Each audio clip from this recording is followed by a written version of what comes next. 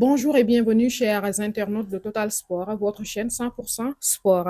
Alors, ñoo ngi nii fii tey si Mohamedia ngir waxtaane li nga xam ne moom mooy CAN 2025 Maroc. Alors, à 2 jours des huitièmes de finale, ñu fas yéene partager ak yéen quelques points essentiels. Loolu ñu fas yéene see ànd ak ki nga xam ne moom mooy Cheikh, l'enfant de Rufisque. Alors, Cheikh, bonjour. waa Tra nuyu naa la di leen jaajëfal ci invitation bi nekk na bon loo xam ne vraiment macha allah donc télé bi di Total Sport aussi ñu ngi def liggéey bu am solo man nag maa ngi tudd Cheikh voilà un chroniqueur sportif léegi maa ngi leen di jaajëfal aussi ci liggéey bu xarala bi ngeen nekk di def parce que gis nañ ne depuis CAN bi mu commencé yéen a ngi ñu koy dëgmalal en direct et en exclusivité. Depuis arrivé Lyon yi fait ce Tanger donc couvrir ngeen ñu ko et vraiment dara rëccu ñu si et vraiment ñu ngi saluer seen liggéey bu am solo bi ngeen nekk di def di leen wax vraiment chapeau à vous vraiment. Merci beaucoup, cher. Alors, est-ce que là, tu peux revenir brièvement sur les matchs de poule? Bonne jàngat nga si am. Voilà donc CAN bi mu ngi commencé woon 21 décembre dernier donc mu ngi war a jeex le 18 janvier bi maintenant nag jeexal nañ phase de poule yëpp donc voilà c'était 10 jours de compétition pour les phases de poule.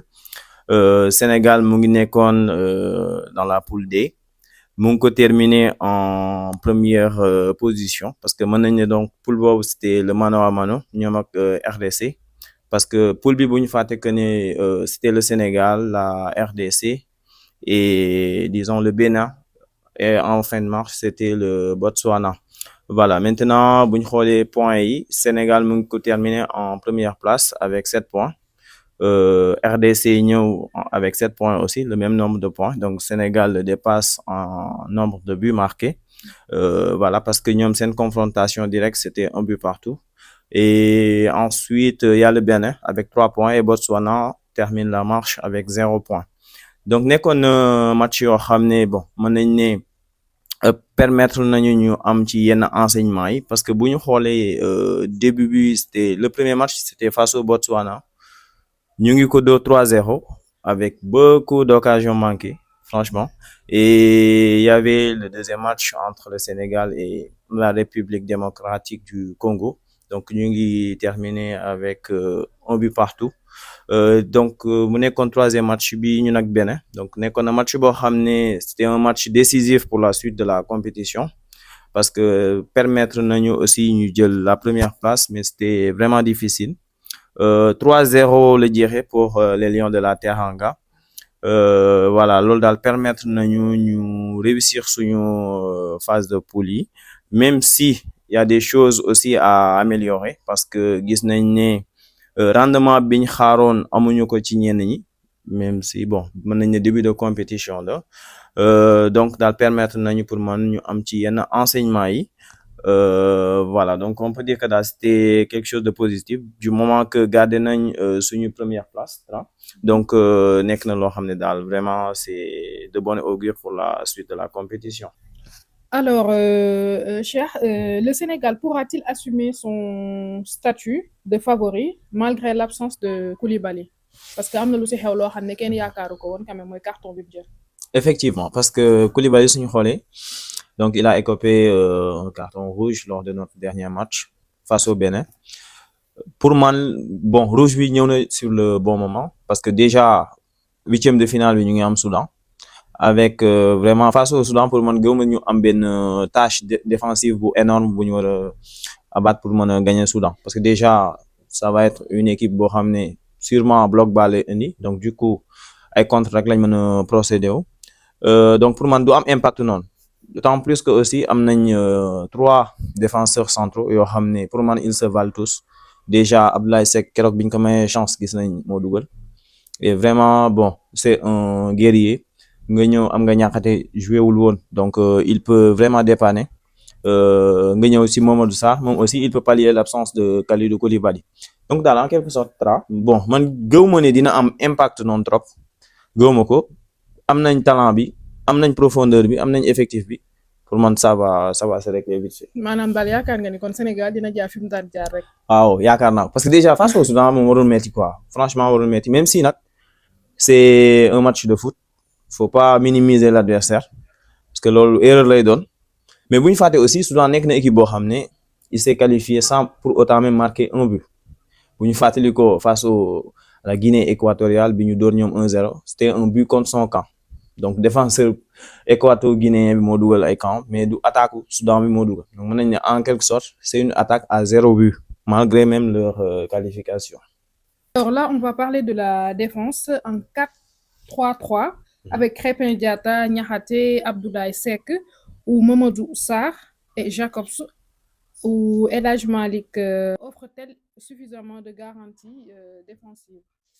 D'accord, donc pour la défense pour man comme ni wax naa ko léegi eux tous ils se valent parce que bu ñu xoolee que ça soit Mamadou Sarr mën na remplacer Koulibaly et man je vois plus la paire Mamadou Sarr Moussa Niakhaté même si Abdoulaye Seck il a fait un très grand match mais man je préfère nga am Niakhaté am ki nga xam ne mooy Mamadou Sarr déjà en termes de passe mën na la ci génne parce que bu ñu oublier pour construction jeu bi ci axe bi lay démarrer góol bi mooy passe défenseur bi donc foofu Mamadou Sarr mën nañu jàppale nga jógee fa di nga am bon un Niakhaté boo xam ne peut-être avec son expérience parce que bu ñu xoolee même dans les derniers matchs moom moo doon former le duo avec Kalidou Koulibaly donc pour man ça peut bien matcher entre ki nga xam ne mooy Niakhaté ak Mamadou Sarr donc ils peuvent vraiment faire le job face au Soudan donc je vois bien une paire défensive entre Niakhaté et Mamadou Sarr.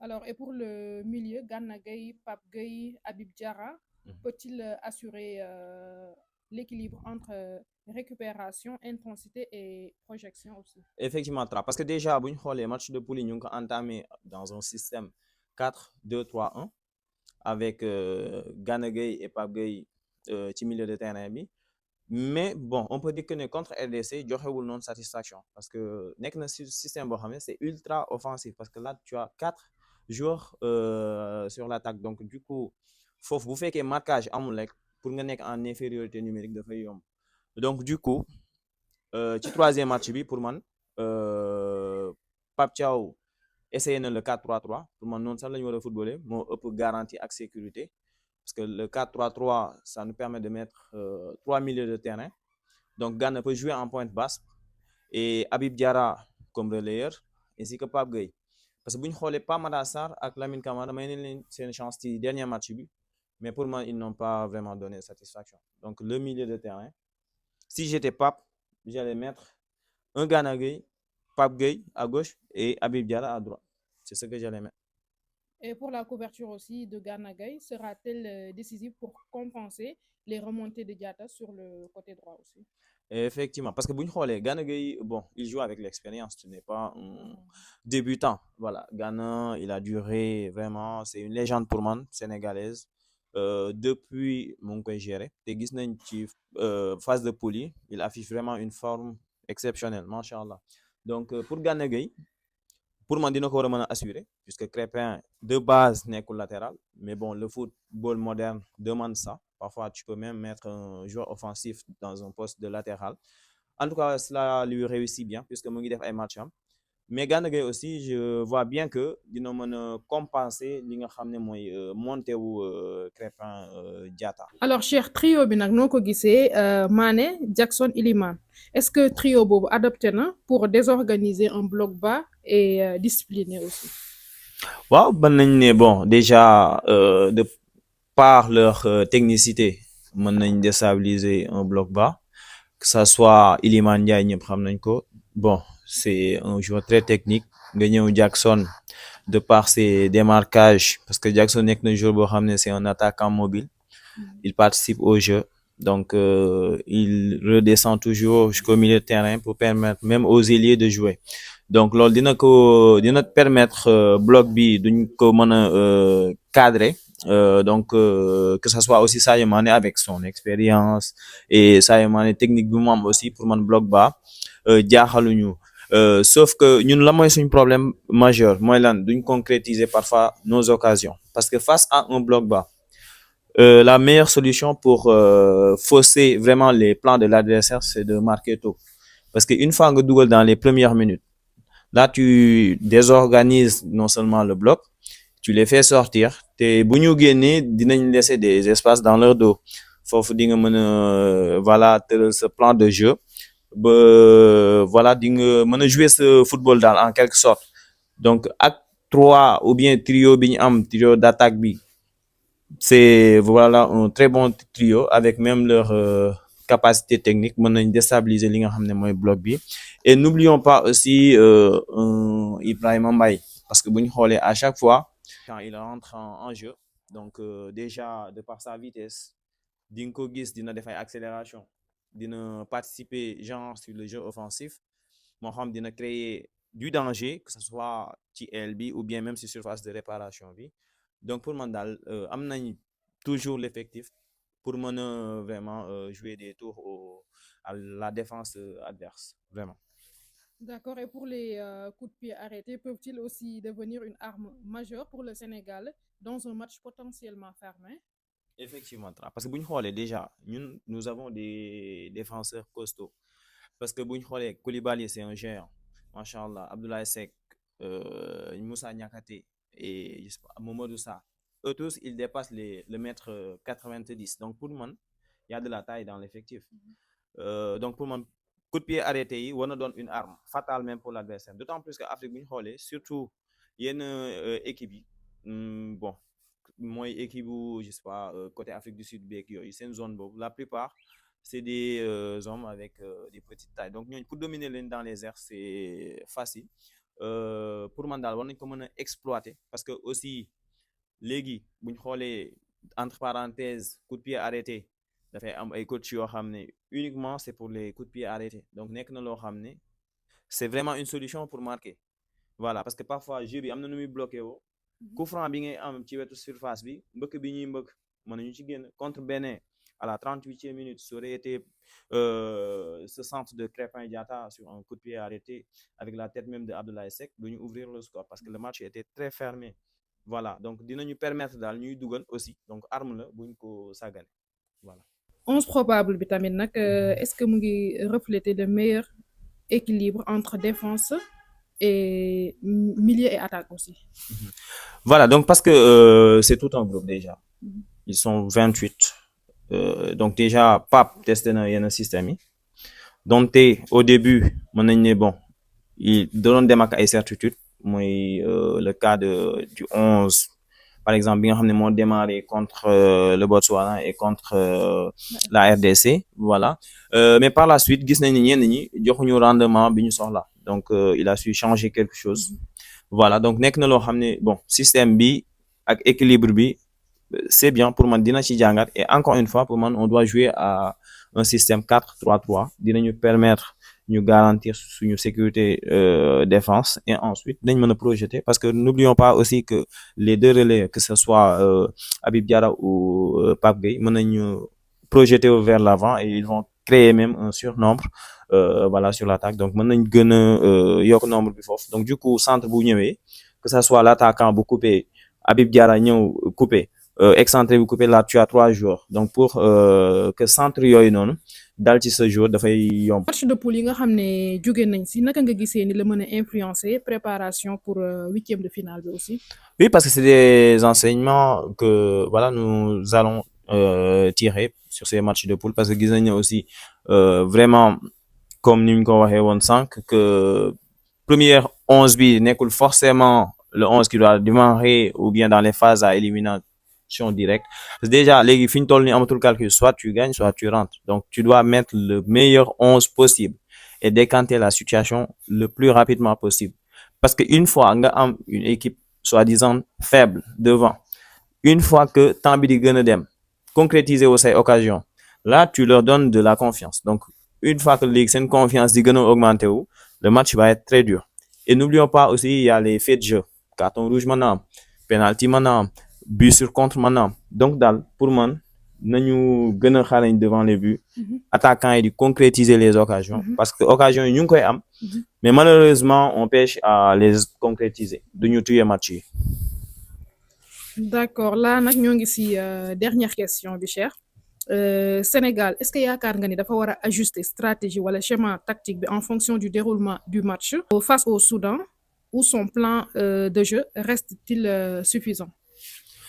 Face au Soudan ça sera un bloc bas certainement t'auras pas besoin à beaucoup défendre. Donc du coup, foofu suñu mënee parfois am changement yoo xam da ngay ajuster même attaque bi, que ça soit nga créer genre ou bien nga renforcer attaque bi aussi, ça va être un bonus pour man. Donc daal système bi pour le moment c'est bon. Et pour débuter match aussi da ngay teg li nga xam ne déjà dina la indil benn garantie bi. Maintenant au fur et à mesure du match foofu mën nga def des changements selon le score, parce que ça ne sert à rien aussi nga soxla ay but ak ay addina je sais pas milieu de terrain. Donc ou bien nga dominer match bi et tu continues à fournir beaucoup d'efforts, pour man boo ko gagner mën nga voilà contenté wu ci loolu nga am. Donc du coup daal pour man système bi dafay dépendre ci score match bi en quelque sorte. Cheikh ñoo ngi lay remercier bu baax ci sa intervention, vraiment am na importance, am na solo trop. léegi nii comme ñoo ngi si suñu njeexatalu émission bi, léegi dañoo bëggoon wax si 8e de finale duel bi noo gisee Mali Tunisie bi lan moo si sa xalaat. Voilà, merci Tra ci question yi. Déjà ça sera de belles affiches, parce que bu ñu xoolee Mali Tunisie c'est deux équipes qui se battent, parce que bu ñu xoolee bon ils n'ont pas été flamboyants dans leur match, que ça soit le Mali bu ñu xoolee moom il s'est qualifié avec 3 matchs nuls. Donc voilà, bu ñu xoolee Tunisie 4 points la am aussi, mis à part Ouganda bi mu dóor 3-1. Il a perdu contre le Nigeria 3-2 et dafa def match nul ak Tanzanie ci dernier match bi. Donc dina nekk match boo xam ne dina équilibré, mais je vois plus les Tunisiens passer quand même, parce que déjà bon leur armada offensive répond plus présent bu ñu xoolee que les Maliens, parce que Mali dugaluñu ay buts yu bëri. Ils ont marqué que 2 buts, notamment premier match bi ak contre le Maroc. Sinon contre les Comores muy nekkoon 3e match bi. Ils se sont neutralisés, donc faut dugaluñ bi d'ailleurs ça contre performance la. Voilà, donc moi je vois les Tunisiens vraiment passer. kon daal Maroc su bëgg Mali bu bëggee génn dina dëggal boppam. Effectivement, parce que déjà il va falloir que attaquants yi rehausser leur niveau, efficace devant les buts, parce que comme match yi léegi 0-0 mënatul nekk, soit di ngeen départager aussi 120 minutes yi avec les prolongations, ou bien ngeen dem tir au but. Donc là tu es obligé nga dugal. Voilà, donc de ce fait daal foofu Mali fa ñu rehausser seen niveau. ñu ñëw si Égypte ak Bénin. Égypte Bénin dafay similaire ak Soudan ak Sénégal. Déjà Bénin c'est, je vais pas dire une qualification historique, parce que mas nañ jouer un 8e de finale, d'ailleurs même ñoo dooroon Maroc, c'était en 2019. Mais Bénin Égypte de par leur expérience je les vois passer, parce que mën nañ compétition. Sinon Bénin ils ont assuré, pour man ils ont fait un très bon tournoi. Déjà masuñu am victoire ci phase finale CAN. Là c'est chose faite, parce que gagné nañ Botswana, c'est une première de leur histoire. Et donc daal du coup ça va être un match palpitant, dina metti, parce que ñoom défi physique lañ mën a indil égyptiens, parce que bu ñu xoolee côté technique vraiment les égyptiens passent devant, mais je vois aussi là l'Égypte passer. Côte d'Ivoire Burkina Faso.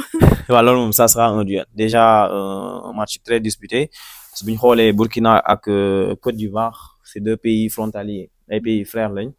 Bu ñu xoolee le gardien ou bien le deuxième gardien ivoirien di Alban Lafont moo góolu démb sax seen 3e match bi. Sa maman est burkinabé, parce que c'était même ministre le feu. Donc du coup maintenant même Burkina seen latéral gauche bi di Arsène Kouassi, lui aussi c'est un Ivoirien d'origine. Donc dina nekk match boo xam ne bu difficile lay nekk.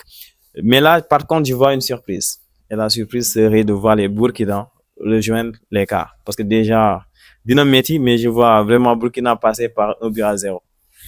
Afrique du Sud ak le continent Cameroun. Voilà, donc Afrique du Sud Cameroun dina nekk match boo xam ne déjà dafay metti, parce que déjà bu ñu xoolee jeu bi Afrique du Sud bi affiché ci match de poule yi, vraiment c'est un très bon football. Et en plus de cela seen coach bi leen yor muy Hugo Broos yoroon na Cameroun en 2017, jëlal na leen coupe, donc c'est un coach expérimenté. mu ngi développer le football sud-africain, déjà qualifié loo na leen à la coupe du monde. Donc là ça va être difficile à pronostiquer, mais moi je vois les Sud-Africains déjà passer quoi. Voilà, donc gis naa Sud-Africains jàll. dina nekk match bu metti nag. léegi nag ñu jàll ci pays organisateur bi Maroc ak Tanzanie. Voilà, bon pour Maroc moom je les vois passer. Bon, je vais pas dire facilement, parce que match de football là. Mais déjà la Tanzanie ils ont déjà réussi leur tournoi. C'est la première fois de leur histoire ñuy accéder au huitième de finale. Donc kooku ñooñu réussir nañ seen tournoi. Maroc devant son public aussi, je les vois mal éliminés par la Tanzanie. L'Algérie et la RDC. Ah là, ça sera un big match, comme les gars. Ça sera un match très chaud même, du 50-50. Un match très difficile même à pronostiquer. Parce que bu ñu xoolee RDC bi ko Sénégal dooree dans les éliminatoires à la Coupe du Monde, boobu léegi mu ngi ci dynamique bu positive. Ñàkkuñu benn match. Joué nañu ak Sénégal ci CAN bi, ils n'ont pas perdu. Ils ont fait 1-1. Algérie aussi, c'est une très bonne équipe. Déjà avec le coach Petkovic, le coach suisse, Yorone Suisse aussi. Donc dina nekk match bu difficile, mais je vois la RDC passer de par leur solidité défensive. Ils peuvent gérer le match parce que pour moi, ça sera la même physionomie entre, c'est-à-dire RDC Sénégal. Match boobu, même chose la na nekkee. Dañoo nar a football en bloc bas, d'y procéder à des comptes. Donc là, je vois la RDC passer, mes amis Fimbo. Fimbo. Et pour finir, Nigeria-Mozambique. Là, bon, pour l'armada offensive du Nigeria, je les vois passer. Parce que déjà, Nigeria, tu vois, il y a Osimhen, Lookman, Chukwueze, Alex Iwobi, donc avec tous ces joueurs offensifs, il y a vraiment du monde devant, donc je les vois gagner face à la Mozambique. Mozambique aussi, ils ont réussi leur tournoi. C'est la première fois ñu accéder au huitième de finale. Malgré leur jeu attrayant, parce que am nañ un numéro 10 boo xam ne aussi c'est un très bon joueur de football, notamment le Génie Katamo, il joue au Sporting Portugal. C'est un très bon joueur, mais là, voilà, pour moi, le Nigeria va passer vraiment. En tout cas, merci beaucoup, cher. L'émission tire à sa fin. Le dernier mot, c'est... En tout cas, merci beaucoup, Tra. Les questions ont été vraiment très pertinentes et c'était une belle émission. Donc, du coup, di leen remercier yéen waa genre ñun waa Total Sport parce que man déjà si kër gi laa bokk léegi.